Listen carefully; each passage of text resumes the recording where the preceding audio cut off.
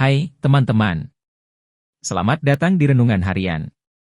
Di sini, setiap hari kita akan merenungkan kehidupan, menemukan pelajaran berharga, dan meraih ketenangan jiwa. Mari kita mulai renungan hari ini. Renungan Harian, Senin 15 Juli. Hari ini bersama seluruh gereja Katolik, kita memperingati Santo Bonaventura, Uskup dan Pujangga Gereja.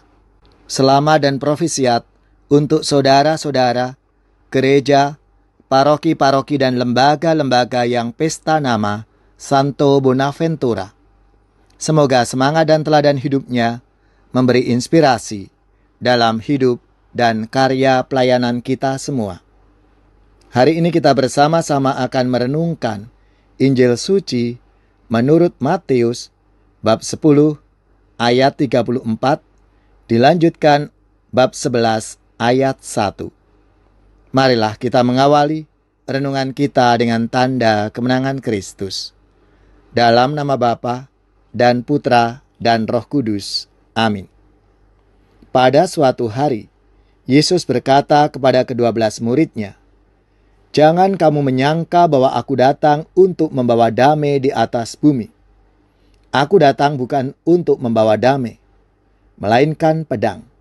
Sebab aku datang untuk memisahkan orang dari ayahnya, anak perempuan dari ibunya, menantu perempuan dari ibu mertuanya, dan musuh orang ialah orang-orang seisi rumahnya.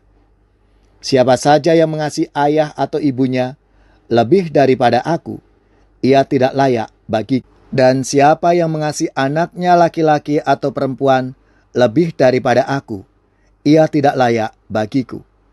Siapa yang tidak memikul salibnya dan mengikut aku, ia tidak layak bagiku. Siapa yang mempertahankan nyawanya, ia akan kehilangan nyawanya, dan siapa yang kehilangan nyawanya karena aku, ia akan memperolehnya.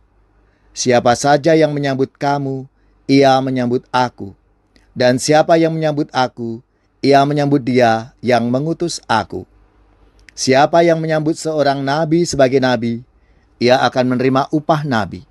Dan siapa yang menyambut seorang benar sebagai orang benar, ia akan menerima upah orang benar. Siapa yang memberi air sejuk secangkir saja pun kepada salah seorang yang kecil ini, karena ia muridku, sesungguhnya aku berkata kepadamu, ia tidak akan kehilangan upahnya."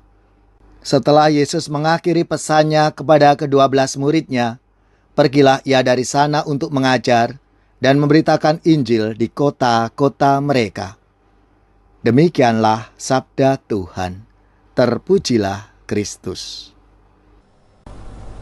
Saudari-saudaraku yang terkasih, memang membuat pilihan itu menuntut ketegasan, baik itu pikiran dan kejernihan hati nurani.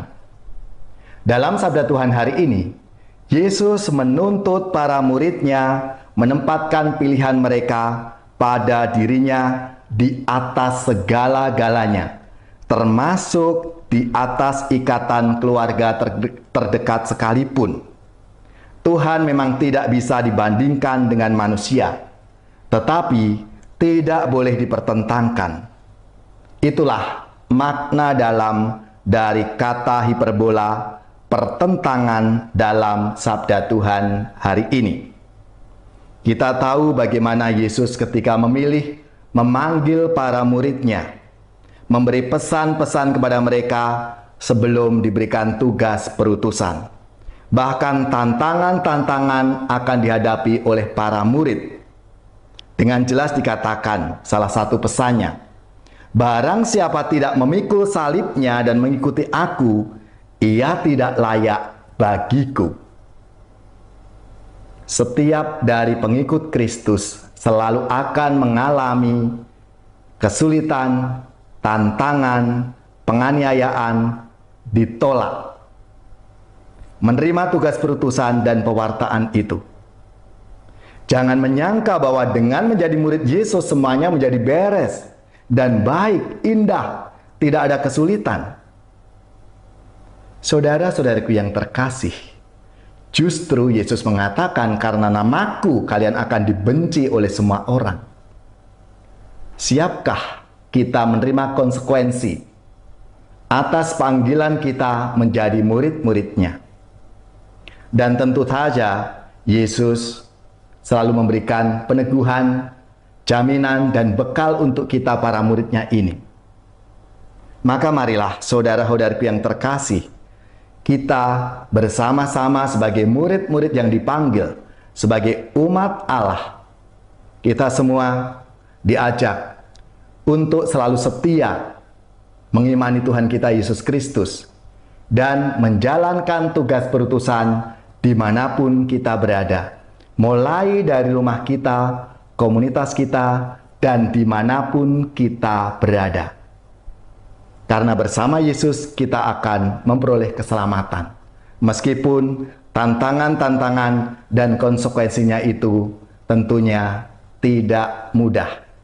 Mari kita meneruskan menjadi murid-murid Yesus yang setia, yang tangguh dan sabar menghadapi salib yang sedang kita pikul.